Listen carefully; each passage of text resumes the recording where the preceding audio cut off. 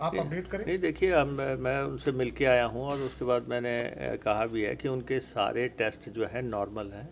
मैं उनसे मिला, वो अपने पूरे चीयरफुल मूड में थे और हमने प्रदेश के मुद्दों पे बात भी की, कौन कौन से हमारे इश्यूज़ इस समय चल रहे हैं, हमें क्या करना है। लगातार जो है 10-11 महीने से जो हेक्टिक शेड्यूल रहा, उसके उसके चलते प्रॉब्लम आई है। और ये है कि डॉक्टर्स की निगरानी में बिल्कुल सेफ हैंड्स में है। एम्स से अच्छा अस्पताल इस देश में कोई नहीं है। एशिया का बेहतरीन अस्पताल है जहाँ पे वो हैं। और बहुत जल्दी ही आपके बीच में भी आएंगे, प्रदेशवासियों के बीच में भी आएंगे और हम जल्दी उनके स्वस्थ होने की कामना करते हैं। सर, लास्ट क्वेश्चन उपलब्धि मानते हैं सर। देखिए, राफ्टिंग का जो है एक बड़ा इवेंट जो है इस क्षेत्र में हो रहा है, जिससे कि साहसिक खेलों के लिए और राफ्टिंग के लिए एक नया मार्ग प्रशस्त होगा, एक नया रास्ता जो है यहाँ पे खुल रहा है। और ये नहीं है कि ये एक इवेंट ही प्लान किया जा रहा है।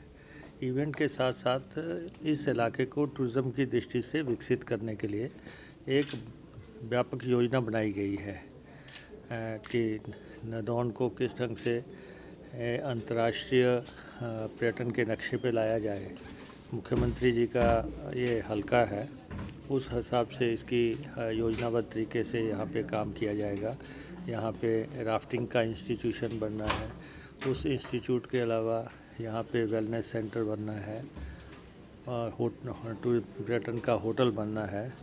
तो बहुत बड़ी राशि जो है उस पर खर्च करके इसको पर्यटन मैप पे लाने का एक बड़ा प्रयास किया जा रहा है। सर, विपक्ष जो नशाखोरी है, नहीं, ऐसा है, ये सारी चीज़ें हमें विरासत में मिली हैं। ये जो पूर्व की सरकार थी, ये उनके काले कारनामे, उनकी करतूतें हैं जो आज हम भोग रहे हैं और जिससे निवारण करने के लिए बड़े लेवल पे प्रयास हो रहे हैं। आप देखिए कि ये पूर्व की सरकार थी जिन्होंने पर्चे बेचे और जो है आम बच्चे का जो है भविष्य से खिलवाड़ किया, जिसके चलते यहाँ सबॉर्डिनेट सिलेक्शन बोर्ड भंग करना पड़ा। और ये कोई ऐसा नहीं था कि आइसोलेशन में कोई एक पर्चा बिका हो। आप देख रहे हैं कितने बड़े पैमाने पे बिक्री की गई और उसमें कितनी FIR 12-13 FIR अब तक दर्ज हो चुकी हैं। तो इसलिए उन लोगों को बोलने का कोई अधिकार नहीं है जिन्होंने अपने समय में बच्चों के भविष्य के साथ खिलवाड़ किया, जिन्होंने अब आपके सामने क्रिप्टो करेंसी का केस आया है। 2500 करोड़ रुपए का जो है घोटाला आपके सामने है और लगभग 1 लाख पॉपुलेशन इन्वॉल्व हो गई। तो क्या इन लोगों को मालूम नहीं था कि क्या चल रहा है? कोई 10 लोग इन्वॉल्व हो जाए, 20 लोग इन्वॉल्व हो जाए तो समझाता है, लेकिन जब 1 लाख आदमी इन्वॉल्व हो गया उसके अंदर, लेकिन हम तो फिर भी एज ए गवर्नमेंट हम कह रहे हैं कि हम लोगों के हितों का ख्याल रखेंगे, आम आदमी को जो है परेशानी ना आए। लेकिन जो इसके किंग पिन है, जो बड़े बड़े लोग जो हैं जिन्होंने इस घोटाले को अंजाम दिया है, उन लोगों को तो बख्शा नहीं जाएगा। उन लोगों को तो सलाखों के पीछे भेजा जाएगा। अभी इसमें 4 तो ऐसे लोग हैं जिन्होंने 200 करोड़ रुपया कमाया है और पुलिस सक्षम है। हमारी पुलिस ने पूरा जो है ये घोटाला जो है इसको अनर्थ कर दिया है। हमारे ऑफिसर्स वेल ट्रेंड हैं। हमारे DIG अभिषेक दुल्लर जो इसकी जांच कर रहे हैं वो CBI से ही आए हैं। CBI में कौन लोग हैं? पुलिस के ही अफसर हैं। कोई बाहर से तो वहाँ उनके पास कोई ऐसा काडर तो है नहीं। तो हमारे अफसर जब काम कर रहे हैं और भी हमारे लोग हैं जो कि डिफरेंट पोजीशंस पे रहे हैं, जो इसमें ऐसा काम कर रहे हैं, तो मैं तो मानता हूँ कि पुलिस ने बहुत अच्छा काम किया है। और कल तो आपके सामने पुलिस के 4 लोग गिरफ्तार हुए हैं।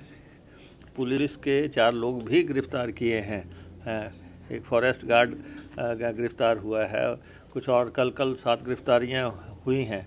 तो इसलिए जो बड़े लोग हैं जिन्होंने मोटा पैसा कमाया, इसमें नुकसान किसको हुआ कि जो ऊपर के लोग थे उनको पैसा मिलता रहा, नीचे के लोगों को नुकसान होता रहा। तो 500 करोड़ रुपए की राशि है जो रिकवरेबल ही नहीं है।